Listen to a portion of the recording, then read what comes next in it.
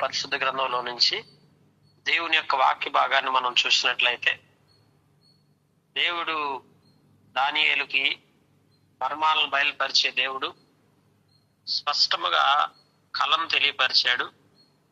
అలాగే కళ యొక్క భావాన్ని కూడా స్పష్టంగా చెప్పగలిగేటువంటి దైవ జ్ఞానంతో దానియేలు నడిపిస్తూ వచ్చాడు దేవుడు. దానియేలు కళను, కళ భావాన్ని రెండిటిని కూడా చెప్పగలుగుతూ వచ్చాడు. అది కేవలం ప్రార్థన ద్వారానే దానియేలు జీవితంలో సాధ్యమవుతూ వచ్చింది.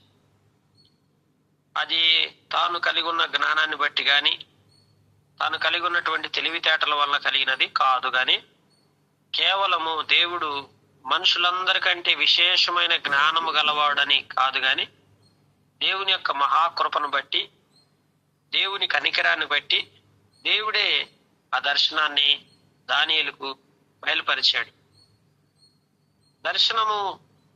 నిన్నటి దినం దర్శనం చూస్తూ వచ్చాం. ఇప్పుడు ఆ దర్శనంలో ఉన్నటువంటి భావాన్ని మనం వివరిస్తూ వచ్చినప్పుడు దాన్ని మనం గమనిస్తూ వచ్చినట్లయితే, దాని భావము రాజు సముఖమును మేము తెలియచెప్పిదము.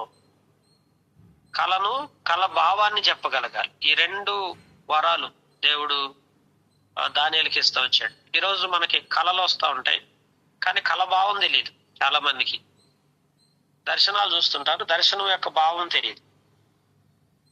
భాషలు మాట్లాడితే భాషల యొక్క అర్థం చెప్పగలిగితే భాషలు మాట్లాడాలని రాసి ఉంది.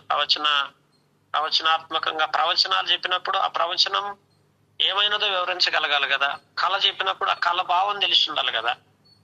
కళ భావం తెలియనప్పుడు కళ చెప్పటం ఉపయోగం లేదు. కనుక ఇక్కడ దానియేలుకి కళ చెప్పి వదిలేసినా కళ భావం చెప్పకపోతే ఆ రాజుకి అర్థం కాదు. కనుక మొదట కళ చెప్పాడు, కళ యొక్క భావాన్ని కూడా వివరిస్తున్నాడు. ఈ కళ యొక్క భావాన్ని చూస్తూ వచ్చినప్పుడు ఆ దర్శనంలో దేవుని యొక్క రాజ్యము, అధికారము, బలము, ఘనత తమకు అనుగ్రహించి ఉన్నాడు. దేవుడు రాజ్యాన్ని, అధికారాన్ని, బలాన్ని, ఘనతను తమకు అనుగ్రహించి ఉన్నాడు. ఈ లోకంలో మనుషులందరికి కూడా దేవుడు ఒక రాజ్యాన్ని ఇవ్వాలన్నా, ఒక అధికారం మనకు కట్టబెట్టాలన్నా, ఒక బలాన్ని ఇవ్వాలన్నా, ఘనతని ఇవ్వాలన్నా దేవుడు ఇవ్వాల్సిందే. మనుషులు ఎవరు మనకు ఘనతను తీసుకురాలేరు. మనుషులు ఎవరు మనకు అధికారం కట్టబెట్టలేరు, బలాన్ని ఇవ్వలేరు, రాజ్యాన్ని అంతకంటే ఇవ్వలేరు. అందుకే మనందరికీ ఒక రాజ్యం ఉంది.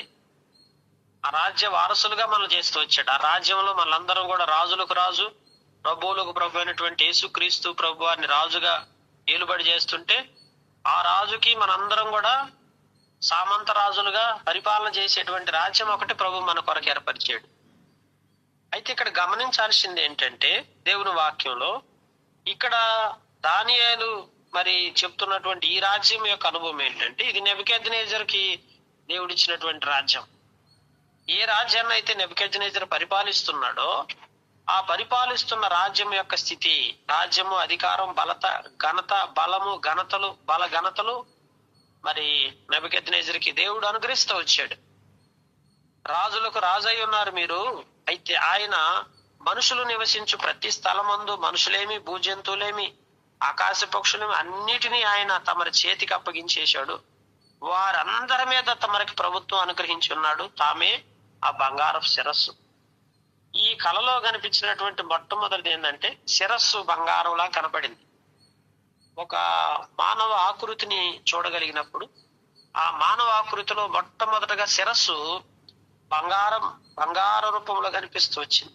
బంగారు రూపంలో ఎందుకు ఆ శిరస్సు కనిపించిందంటే, ఆ శిరస్సు ఎవరో కాదు, మీరే. కనుక మీకు ఇవ్వబడిన అధికారానికి సూచనగా ఉంది.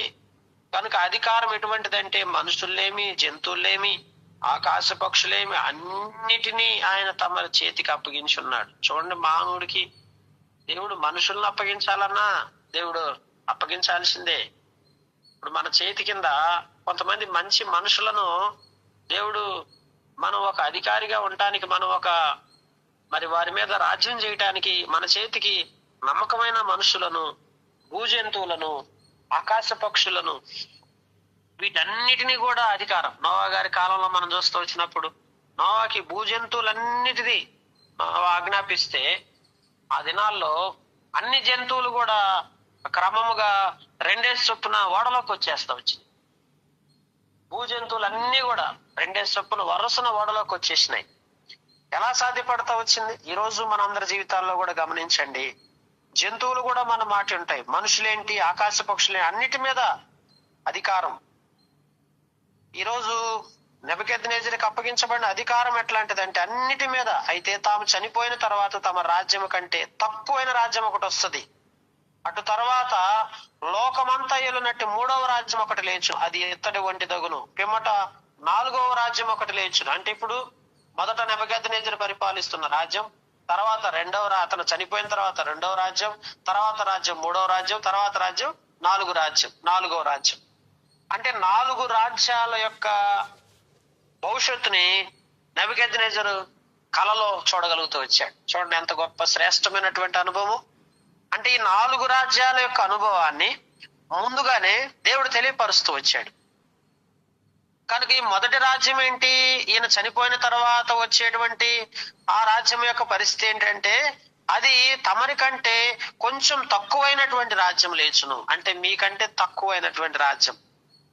తర్వాత అది 3వ రాజ్యం చూసినప్పుడు అది 3వ రాజ్యం ఏంటంటే ఇత్తడితో కూడుకున్నది. పిమ్మట 4వ రాజ్యం చూస్తే అది ఇనుము వలె బలముగా ఉండును. ఇనుము సమస్తమైన వాటిని మరి దంచి విరగొట్టున్నది కదా, ఇనుము పగలగొట్టినట్లు అది రాజ్యములంటిలో పగలగొట్టి పొడి చేయును. కనుక ఇనుము వలె 4వ రాజ్యం ఉంటుంది. కనుక పాదములను వేళ్ళను కొంత మట్టుకు కొమ్మరి మట్టిగాను కొంత మట్టుకు ఇనపదిగాను తమరికి కనపడింది కదా. ఆ రాజ్యంలో భేదాలతో కూడుకున్నటువంటి రాజ్యం. మట్టి ఉంటుంది, అలాగే కొంత మరకు మట్టి, కొంత మట్టుకు అది ఇనుపది, ఆ 2 ఉంటాయి. అంటే కొంత భేదాలతో కూడుకున్నది. ఇనుము బురద కలిసి ఉన్నట్లు కనబడిన గాని కనుక ఆ రాజ్యంలో అలాగుండును. ఆ రాజ్యం ఇనుము వంటి బలము గలదై ఉండును. పాదములు మాత్రం వేళ్లు కొంత మట్టుకు ఇనుగుగాను కొంత మట్టుకు మట్టివిగా ఉన్నాయి. ఆ రాజ్యం విషయంలో బలముగాను ఒక విషయంలో నీరసంగా ఉంటుంది. ఒకవైపు బలం, ఒకవైపు నీరసం. గమనించారా? కనుక బలం ఉంటుంది, నీరసం ఉంటుంది. ఇటు అనుభవాలన్నీ ఉంటాయి. కనుక ఈ ఇనుము బురద మిళితమై ఉన్నట్లుగా తమకు కనబడింది. అటువలే మనుషు జాతులు మిళితమై మట్టితో అతుకున్నట్లు వారు ఒకరితో ఒకరు పొసగా కయ్యుందురు. చూడండి రాజ్య పరిస్థితి ఎట్లుందంటే ఒకరితో ఒకరు పొసగా కయ్యుందురు. కనుక ఇది ఈ రాజ్యంలో ఉండే పరిస్థితులు, వారు ఎలాగా పొసగకుండా ఉంటారు, వారు ఎలా మిళితమై ఉంటారు, వారి జీవన విధానం ఎట్లుంటుంది అనే విషయాలను దేవుడు రాజుకి ముందుగానే తెలియపరుస్తూ వచ్చాడు. ఆ రాజుల కాలంలో పరలోకమందున దేవుడు ఒక రాజ్యం స్థాపించు, దానికి ఎన్నటికి నాశనము కలగదు. ఆ రాజ్యము దాన్ని పొందదగిన వారికి గాక మరెవ్వరికి చెందదు. అది ముందు చెప్పిన రాజ్యములన్నిటిని పగలగొట్టి నిర్మూలన చేయును. అది యుగ యుగముల వరకు నిలుచును. ఈ రాజ్యం ఎక్కడదండి? కనుక ఇప్పుడు ఈ లోక రాజ్యాల గురించి మనం చూస్తూ వచ్చినప్పుడు ఈ లోక రాజ్యాల పరిస్థితి అంతా మనం చూస్తూ వచ్చినప్పుడు ఒక్కొక్క రాజ్యం ఒక్కొక్కలాగా ఉంటుంది. అయితే దేవుని రాజ్యం ఎలాంటిది? పరలోకమందున దేవుడు ఒక రాజ్యం స్థాపించబోతున్నాడు. అది ఎన్నటికీ నాశనం అయ్యే రాజ్యం కాదు. ఆ రాజ్యం దాన్ని పొందదగిన వారికి మరి ఎవ్వరికి చెందదు. అది పొందదగిన ధన్యత ప్రభు మనకిచ్చాడు. నువ్వు అది పొందగలవా? అది పొందగలిగే ధన్యత ప్రభు నీకు ఇచ్చున్నాడా? ఆ రాజ్యంలో నువ్వు చోటు దక్కించుకుంటావా? అందుకే ఈ లోక రాజ్యాలన్నీ ఆయన ఒక రోజున లయమైపోతాయి అంట. ఈ లోక రాజ్యాల అన్ని వాటి మహిమ కూడా సంపూర్ణంగా లయమైపోతుంది.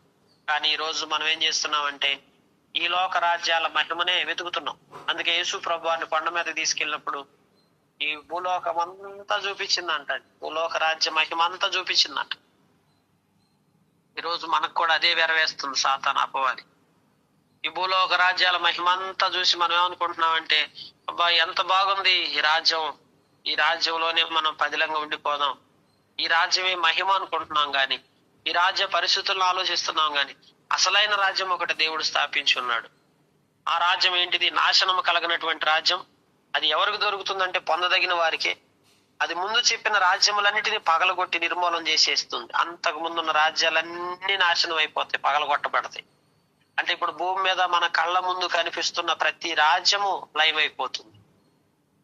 దేవుని బిడ్డలారా, అయితే యుగ యుగముల వరకు నిలిచేది. చేతి సహాయం లేకుండా పర్వతము నుండి తీయబడిన రాయి, ఇనుమును, ఇత్తడి, మట్టి, వెండి, బంగారాలతో పగలగొట్టగా తమరు చూచితిరే. ఇందువలన ఇక్కడ రాయితో చేయబడింది కాదు, ఇనుముతో చేయబడింది కాదు, ఇత్తడి కాదు, మట్టి కాదు, వెండి కాదు, బంగారం. బంగారం ఒక రకమైన సూచన అయితే, మట్టి ఒక రకమైన సూచన అయితే, ఇనుము ఒక రకమైన సూచన అయితే, ఈ రీతిగా మనం పోల్చినప్పుడు ఇప్పుడు నెబుకద్నెజరు దర్శనంలో కనిపించినటువంటి ఆ 4 రాజ్యాల్లో ఒకటి ఇనుములాగా, ఒకటేమో ఇత్తడిలాగా, ఒకటేమో మరి బంగారం లాగా ఉంటే, ఒకటేమో మట్టి ఇనుము కలబోసిన దానిలాగా భేదాభిప్రాయాలు కలిగి మిళితమైన దానిలాగా కనిపిస్తుంటే, పొసగకుండా ఉండే రాజ్యాల్లాగా కనిపిస్తున్నప్పుడు, ఒకరికొకరు పొసగకుండా ఉండే రాజ్యాల్లాగా ఈ భూమి మీద ఉన్న రాజ్యాల స్థితి అంతా ఈ రీతిగా పోల్చి చూసినప్పుడు అసలు ఆయన కట్టుతున్నటువంటి రాజ్యం ఇటువంటిది కాదు. ఇటువంటి రాజ్యం కాదు ఆయన కట్టేది. అందుకే దేవుని బిడ్డలారా, ఈరోజు మనం భూమి మీద మనం చేస్తున్న పని కూడా ఉంది చూసారా, సంఘం అనే సేవ కూడా. ఆ సేవలో కూడా మనము ఎట్లా కడుతున్నాం? ఇనుముతో కడుతున్నామా, ఇత్తడితో కడుతున్నామా, బంగారంతో కడుతున్నామా? ఆ పని అంటే ఇప్పుడు తెలియదు అంటాడు. ఎప్పుడు తెలుస్తుంది తెలుసా? దేవుని రాకడ సమయంలో మన పనితనం అంట తెలుస్తుందంట. మన పనితనం ఎలా ఉంది, మనం అసలు ఎంతవరకు సరిగ్గా దాన్ని కట్టగలుగుతా వచ్చాము, రాజ్యమును కట్టగలిగేటప్పుడు మనం పాలిభాగస్తులుగా ఎంతవరకు దాన్ని సరైన విధానంలో కట్టగలిగామని దాని నైపుణ్యత అంతా అప్పుడు తెలుస్తుందంట దేవుని బిడ్డలారా. గమనించండి. అందుకే ఈ రోజున మనందరి జీవితాల్లో కూడా మహాదేవుడు ముందు జరగబోయే సంగతి రాజుకు తెలియజేశాడు. కల నిత్యం దాని భావం నమ్మదగిన దానియేలు రాజుతో చెప్పినప్పుడు రాజుకు నెబుకద్నెజరు దానియేలుకు సాష్టాంగ నమస్కారం చేసేసాడంట. అంతే. అప్పుడు దాకా అతనికి నెమ్మది లేదు. ఎప్పుడైతే దేవుని యొక్క సత్యమైనటువంటి వాక్య భాగాన్ని, దర్శనాన్ని, దర్శన భావాలని, ఆ యొక్క 2 వరాల్ని దానియేలు పొందుకొని దేవుని సన్నిధిలో కనిపెట్టి ప్రార్థన చేసి చెప్పాడో, నెబుకద్నెజరు వెంటనే దానియేలుకి సాష్టాంగ నమస్కారం చేసి అతను పూజించి నైవేద్య ధూపములు అతనికి సమర్పించి ఆజ్ఞాపించాడంట. ఏమిటి? సాగిల పట్టం ఏంటండి? ఒక రాజు దానియేలు పాదాల దగ్గర సాగిల పట్టం ఏంటి? ఈరోజు నీ జీవితంలో దేవునికి మనం ఆత్మీయంగా జీవించినట్లయితే అపవాది మన పాదాల దగ్గర సాగిల పడుతుంది ప్రియులారా. దుష్టుడు ఓడిపోతాడు, అపవాదిపై నీకు జయం వస్తుంది. ఇంతటి జయాన్ని దానియేలు పొందుకోవడానికి కారణం ఏంటంటే దానియేలు యొక్క ప్రార్థనా జీవితం, దానియేలు యొక్క ఆత్మీయత, భక్తి జీవితం దానియేలులో కనిపిస్తుంది. అందుకనే అన్ని తీసుకొచ్చి పూజించి నైవేద్యాలు అతనికి సమర్పించి ఆజ్ఞాపించింది ఏంటంటే, మర్మములు బయలుపరచుటకు నీవు సమర్థుడు అయితివే. నీ దేవుడు దేవతలకు దేవుడు, రాజులకు ప్రభు, మర్మములు బయలుపరచువాడనే ఉన్నాడని దానియేలుకు ప్రత్యుత్తరం ఇచ్చి, అప్పుడు రాజా దానియేలుకు బహుగా హెచ్చించి అనేక గొప్ప దానాలు ఇచ్చాడంటే, బహుగా హెచ్చించి దానాలన్నీ ఇచ్చి అతని బబులోను సంస్థానం అంతటి పైన ఒక అధిపతిగాను, జ్ఞానులందరి మీద ఒక ప్రధానిగా చేసేసాడు. అంతటా దానియేలు రాజునొద్ద మనవ చేసుకునగా రాజు షడ్రకు, మేషకు, అబేద్నెగోను బబులోను సంస్థానం మీద విచారణకర్తలుగా నియమించాడు. అప్పుడు చూడండి, దానియేలు తన స్వార్థం తను చూసుకోలేదు. తనతో పాటు కలిసి ప్రార్థన చేసినటువంటి షడ్రకు, మేషకు, అబేద్నెగోల విషయాలు కూడా రాజు దగ్గర తీసుకెళ్ళినప్పుడు రాజు వారిని కూడా ఒక అధికారులుగా, విచారణకర్తలుగా ఎంపిక చేసి ఆ రీతిగా సంస్థానం అంతా వీళ్ళ చేతుల్లోకి వచ్చేసింది, రాజ్యం అంతా వీళ్ళ చేతుల్లోకి వచ్చేసింది. దేవుని బిడ్డలారా, ఆ రీతిగా దేవుడు దానియేలుని హెచ్చించాడు, ఆశీర్వదించాడు. ఉదయకాల సంబంధం మనందరి జీవితాల్లో అందుకే ప్రాముఖ్యంగా ప్రార్థించే వారికి ఉండాలి. మర్మయుక్తమైన సంగతుల కొరకు, భవిష్యత్తు గురించిన జ్ఞానము కొరకై దేవుని సన్నిధిలో కనిపెట్టుకుని ప్రార్థించే వారికి దేవుడు అనేకమైన విషయాలను బయలుపరిచే దేవుడు. ఇప్పుడు చూడండి, నెబుకద్నెజరు దేవుని ఎదుట సాగిల పడుతూ వచ్చాడు. రాజుల హృదయాలు నీటి కాలువల వలె తిప్పబడతా ఉన్నాయి. ఈరోజు మన మీద వ్యతిరేక్తంగా లేచే శక్తులు ఎన్నో ఉన్నాయి. అంధకార సంబంధమైన, సాతాను సంబంధమైన శక్తులను అన్నిటిపైన దేవుడు మనకు అధికారం ఇవ్వాలంటే మనం దేవుని ఎదుట సాగిల పడేటువంటి వారుగా, మనం దేవుని ఎదుట సాగిల పడితే అపవాది మన కాళ్ళ దగ్గర వచ్చి సాగిల పడుతుంది ప్రియులారా. కనుక ఎల్లప్పుడూ కూడా ఈ అనుభవం మనం నేర్చుకోవాలి. దానియేలు మనకి ఇది నేర్పిస్తున్నాడు. దానియేలు ప్రార్థనా జీవితం ఒక రాజుని సాగిల పడే విధంగా చేస్తూ వచ్చేసింది, దేవుణ్ణి అంగీకరించే విధంగా చేసింది. ఈరోజు నీవు ఎలా ఉన్నావు? నీ ప్రార్థనా జీవితం ఎలా ఉంది? విక్టోరియస్ లైఫ్ లేదు, విజయవంతమైన జీవితం లేదు. ఏ ఒక్కరిని, ఏ అపవాది సంబంధమైన దుష్టుని కార్యాలను, మనుషులను జయించలేని బలహీనతలో మనం ఎందుకుంటున్నాం? కారణం ఏంటి? దానియేలుకి ఇచ్చిన జయం దేవుడు మనకెందుకు ఇవ్వడు? దానియేలుకి ఇచ్చిన ఆశీర్వాదం మనకెందుకు ఇవ్వడు? దానియేలుకి ఇచ్చిన ఆ గొప్ప, ఆ ఉన్నత స్థాయిని, స్థితిని నీకెందుకు ఇవ్వడు? దేవుడు ఇస్తాడు. అయితే దేవుని బిడ్డలారా, మనం ఆయన సన్నిధిలో సాగిల పడేవారు ఉండాలి. కనుక దానియేలు బహుగా హెచ్చించబడ్డాడు. అనేక గొప్ప దానాలు, సంస్థానం అంతటి పైన అధిపతి అయిపోతూ వచ్చాడు. చనిపోతాడేమో అనే భయంతో వాళ్ళు ప్రార్థన చేస్తే దేవుడు చూడండి, అది కూడా వాళ్ళ మేలు కొరకే దేవుడు చేస్తూ వచ్చాడు.